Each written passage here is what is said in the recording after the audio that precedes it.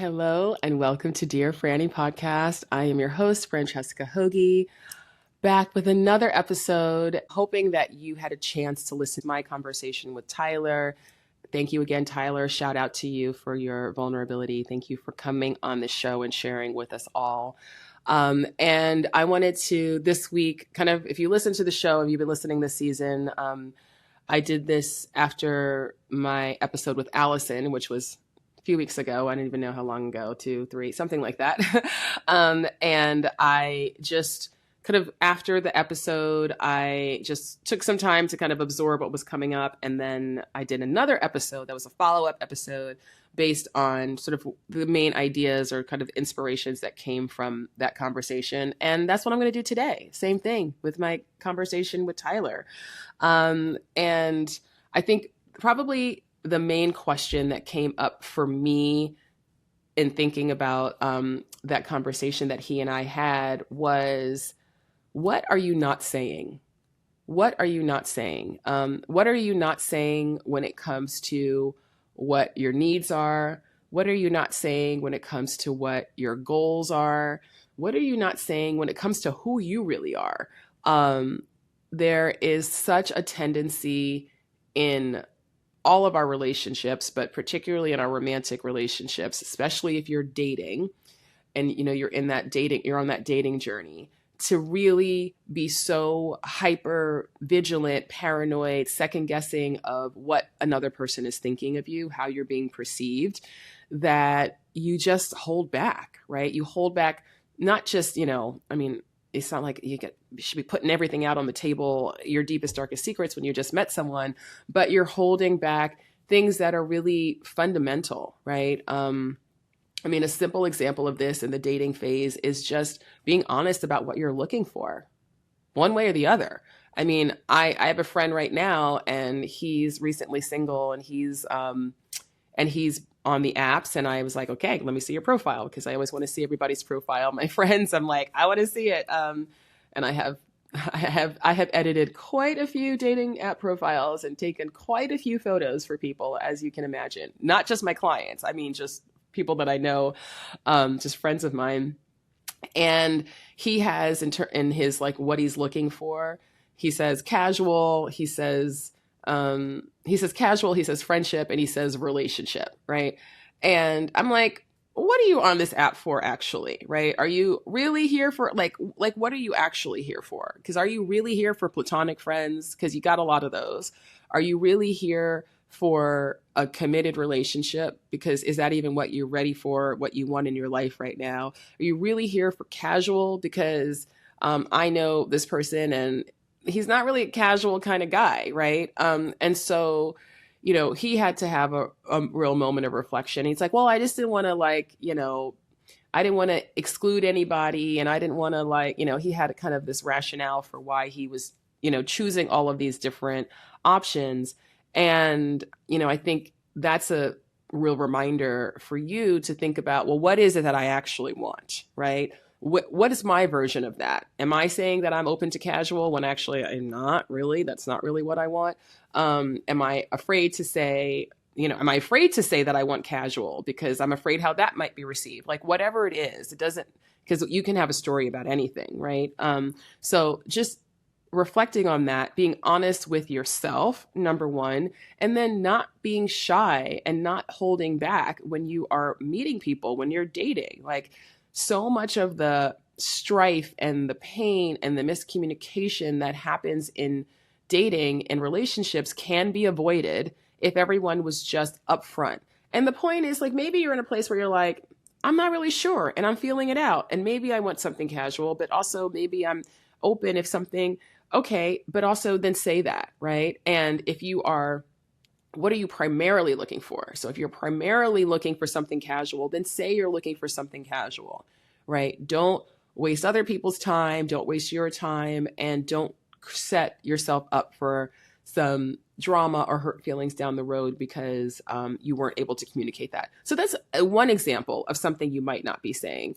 Another example of what you might not be saying is either in early dating or, as you're, well, I guess in early dating, whether it's either when you're very, very first meeting or as you're getting to know each other, Something that I hear a lot, especially from women who date men, which is, well, I don't want to freak anyone out, right? I don't want them to run away. I don't want them to know that I want to have kids, because then they're going to think that, I'm going to pressure them and they've got to want that right now too. Or, I don't want them to know that I want to have a committed relationship, because then they're going to be like, whoa, whoa, whoa, it's too soon. And I don't know. And forgive me if you've heard this analogy that I've given before, but the way that I say this is always like, imagine you were in the market to buy a house. Just imagine you were in the market to buy a house. First of all, are you going and looking at rentals? Number one, right? Or are you just looking at houses that, like, you don't know if the house is for sale, but you're just like kind of hoping the house is for sale, but then maybe you're not sure you'd even want the house, so you don't say anything. You just like go visit people's houses and start measuring and measuring the drapes and like redecorating in your head. Like, you may not want to buy that house, and that house may not even be for sale. But don't you want to clarify that before you give your time, give your energy, you get people's feelings involved and your feelings involved? Like, what do you want? And, I mentioned this in the conversation with Tyler, which is like, it's not even about the pressure of, are you my person? It's just like, literally, are you at a place in your life right now or that you are looking for a relationship with someone? And I think we really need to normalize that conversation happening, because the longer you date someone without that clarity, the more, again, confusion, drama, pain can happen down the road. But really making this distinction between, I am communicating with people what it is that I am ready for in my life right now. And I'm removing that. If they receive that as I'm proposing to them on our first or second date, then that's their problem. And I'm not saying that there aren't people who won't receive it that way, but those people, in my opinion, are not your people, right? And so you really are looking for someone who's on the same page as you. If somebody is getting freaked out by you expressing what you are genuinely available for and that you're ready for in your life, like, that's not your person, right? And so I know we can get into that kind of scarcity mindset of thinking, oh, but I really like this person, or they have all these qualities that I like, and I don't, and blah. I just want to encourage you to really, really know that you deserve to express your feelings, you deserve to express your needs, and you deserve to express your goals, right? And it's going to make dating a lot easier, because listen, if there are people who are going to freak out and run away because you said that you're looking for a committed partnership, then you actually don't want those people anyway. So you need to actually let them go so you can have the space to let in the people who are. Okay, so being clear within yourself about that distinction. And again, I mentioned this in the last episode with Tyler, but this is where it can feel like pressure, because if you've been dating somebody for months and months, and now you're like, okay, wait, I don't know if they actually want a relationship, and I really want one. And now I feel like it's going to freak them out if I bring it up. It's like, well, yeah, you are putting more pressure on it now, because now it isn't just as much a question of what are you ready for generally. Now it is more pressure, because now it does feel like, well, it's about you and me specifically. Now you still should have that conversation, right? Especially if you're feeling like this is somebody who you might want to actually be in a committed relationship with. But I just want you to reflect again on, what are you not saying, and why aren't you saying it? Right. And literally, you can just meditate on this question. You can journal on this question. What is the fear? What is the downside? I like to frame things as downsides sometimes instead of fear, because with everything in life, there is a downside. Every good thing has something to deal with, right? Like, if you won $1 billion in the lottery tomorrow, maybe that's your dream, but then there are things that you're going to have to deal with as a result of that.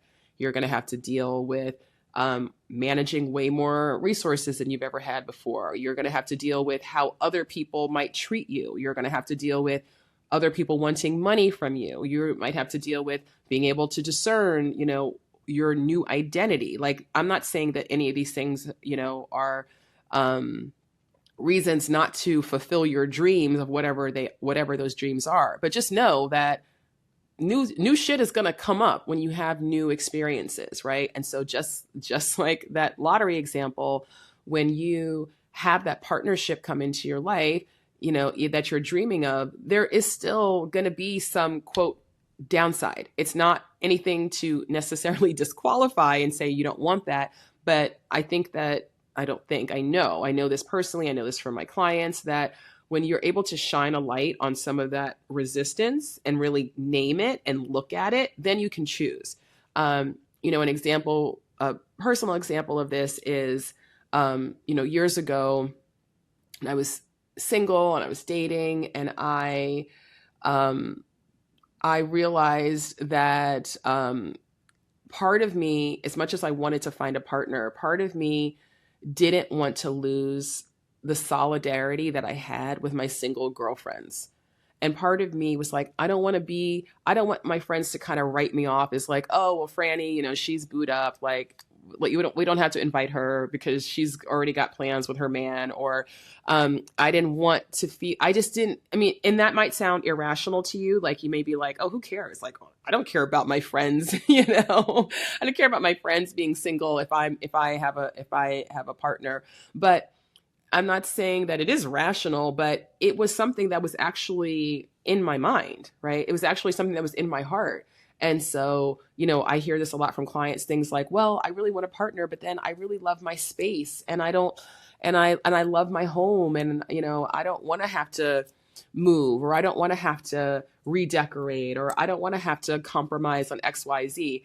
And those are the quote downsides, right? And I want you to look at those downsides because I want you to actually ask yourself, okay, is the fact that I'm going to have to compromise on what I watch on Netflix, is that actually something that is so important to me that I just really don't want to do that to the point where I'm willing to not have a partner? And if the answer is yes, then that's your truth, right? But most of the times when we actually look at these things, in this context of romantic partnerships, we're usually like, you know what, it's okay, right? I actually still want it. And so, but once you actually shine a light on that resistance, then you're able to then choose. You're able to then transcend that fear, transcend that concern, transcend that anxiety, because you're like, all right, I'm still choosing this. I can see it, but I'm still choosing it. And that's such a powerful place to be. So I want to just really make that point to you of just knowing that, going back to this question of like, what are you not saying? Sometimes what you're not saying it. And once you look at the reasons why you're not saying it, like, okay, what's the downside of me actually expressing my need to this person? Or what's the downside of me expressing my gratitude to this person? What's the downside of me telling this person how amazing I think they are? And facing that resistance, facing that fear, and then making a conscious choice. Because the only problem really with having fear is that it's unconscious. When we have unconscious fears, we behave in ways that are very counter to what we actually want to experience, right? So when you shine a light on that fear, on that subconscious thing, then you get to choose. And then you get to choose what you want in spite of it. And again, like I said, such a powerful place to be. So that's actually an exercise that I really recommend that you do. If there are things that you have difficulty expressing in your relationships, really look at, well, what am I really, really afraid of here? What do I really think is going to happen? What is the downside? And then you get to choose. And choice is so, so powerful, right? And love itself is a choice, right? The choice to live open-heartedly is a choice. And the choice to treat yourself with love, that is a choice. Deciding that you are going to evolve and you are going to compromise and you are going to have to do things differently in order to have a different outcome, right?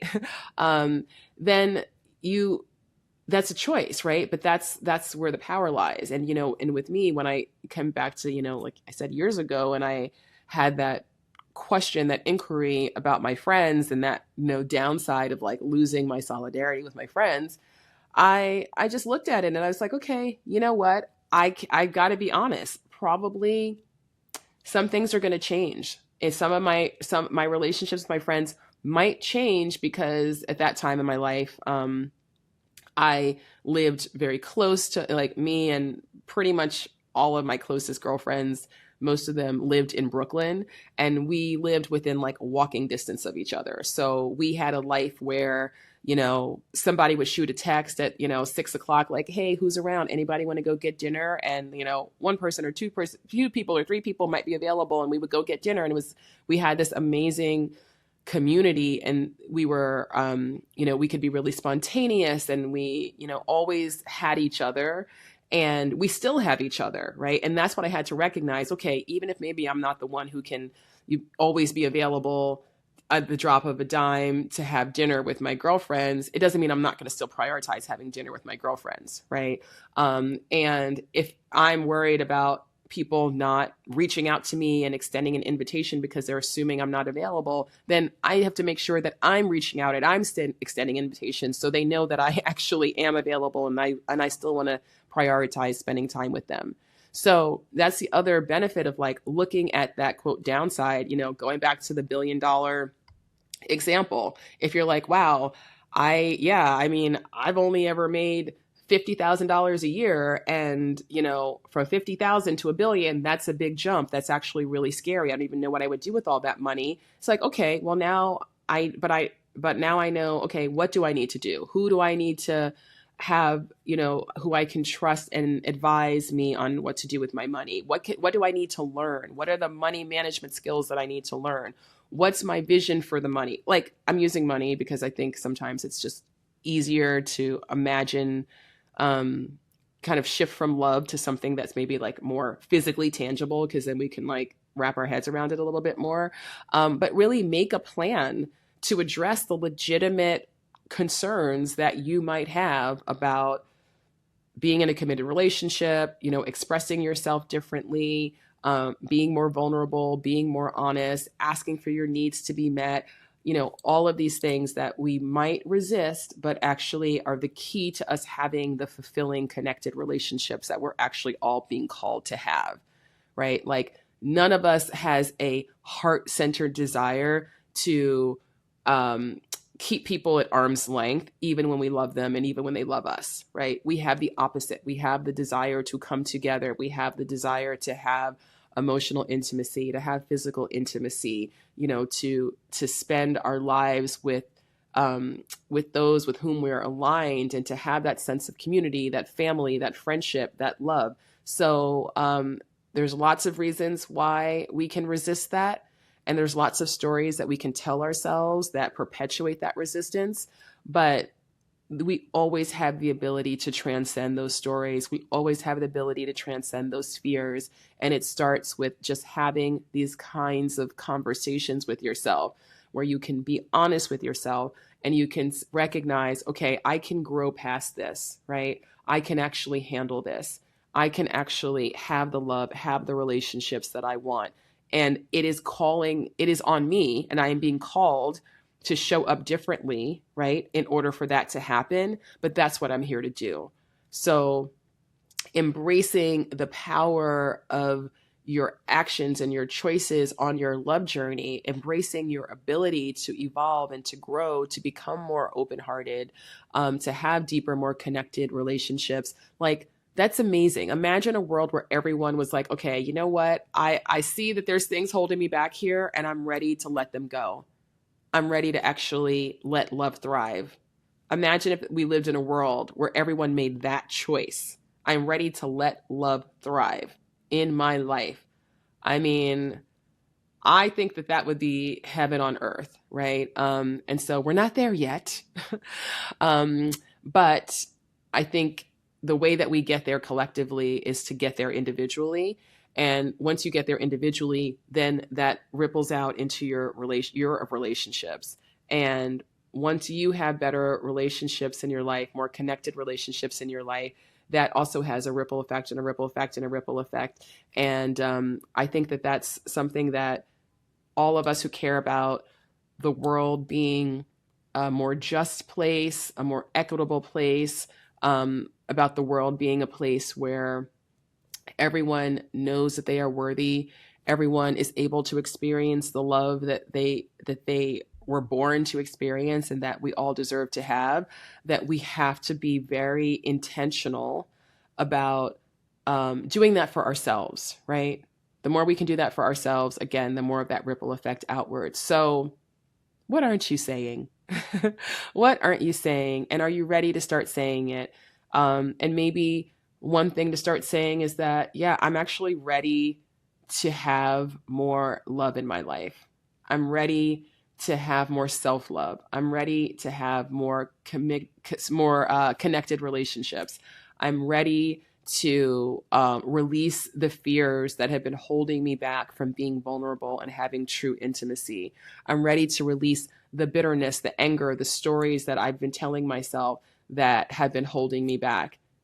That's amazing. If you can do that right now, like, I'm so excited for you and I'm so proud of you. And I'm so glad, because that is what we need more of in this world. So I know I'm getting a little soapboxy. I can be very evangelical about this need that I believe that we really have collectively to be more loving, period, starting with ourselves. And if we can do that, and if enough of us can do that, and it's not a set it and forget it thing, this is an ongoing practice.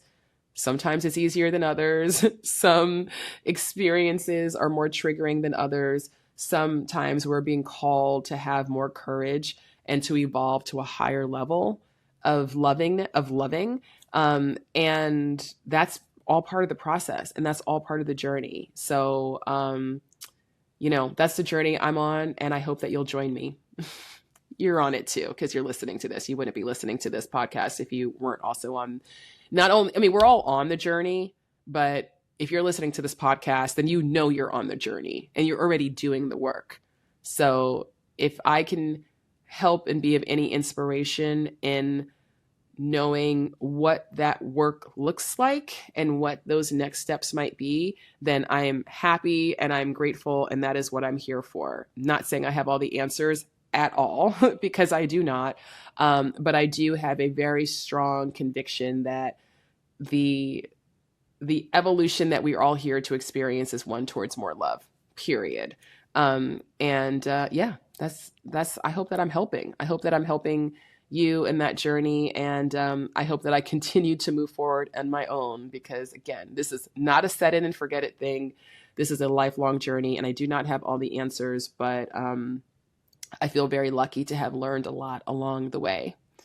So I really feel like I was rambling there for a while, but hopefully it all makes sense. I'm just going to trust the inspiration, and hope that you found this conversation valuable. And again, if you have not listened to the last episode with Tyler, please check it out. And if you haven't yet subscribed to the podcast, please do that as well, so you don't miss any future episodes. New episodes every Friday for the foreseeable future. And I so appreciate you taking the time out of your day to spend some time here with me on the podcast. And I want to invite you again to check out my Patreon. If you go to patreon.com/Dear Franny, and you can also, there's a link to that in the show notes. And you can join me on Patreon and the amazing True Love Society community.